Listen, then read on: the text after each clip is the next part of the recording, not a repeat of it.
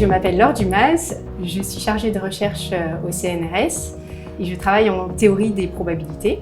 Et depuis septembre 2020, je suis affiliée au département de mathématiques et applications à l'École normale supérieure.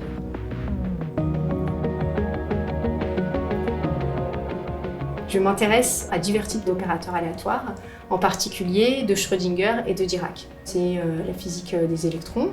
Donc on peut imaginer qu'on a un électron dans un cristal et on se pose la question de est-ce que l'électron se propage ou non dans ce cristal. Il se trouve que lorsqu'il n'y a pas d'impureté dans le cristal, l'électron se propage toujours.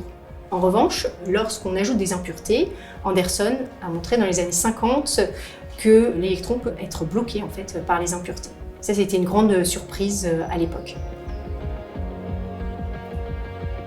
La réponse en fait à cette question, est-ce que l'électron se propage ou non, dépend fortement de la dimension du système. La dimension du système, en dimension 1, on imagine que l'électron se déplace sur une ligne, en dimension 2, il se déplace sur un plan, et en dimension 3, il se déplace dans tout l'espace, l'espace dans lequel on vit.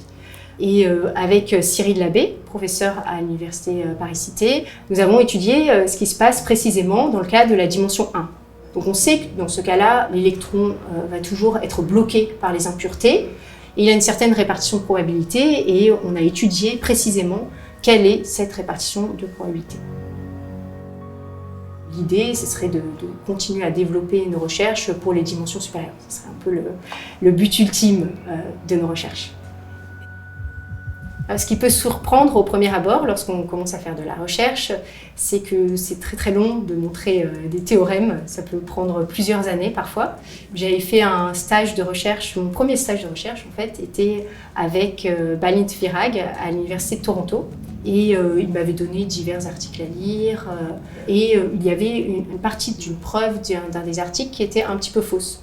Et il m'avait demandé de la corriger. J'essaye pendant une semaine, pendant 2 semaines, pendant 3 semaines. Je suis un petit peu désespérée. Je me dis, bon, là, la question est vraiment trop dure pour moi. Je vais voir Balint Virag dans son bureau et je lui explique, voilà, il faudrait que je change de sujet parce que je n'arrive pas à répondre à cette question.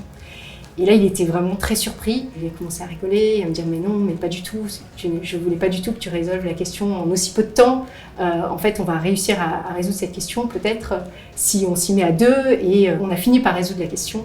Ça nous a pris plusieurs mois et c'était en collaboration, effectivement.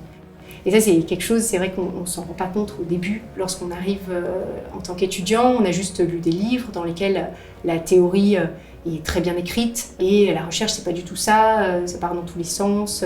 On est souvent bloqué dans des impasses, il faut revenir en arrière pour finalement arriver à quelque chose qui est le plus parfait possible, le plus synthétique possible, le plus élégant possible.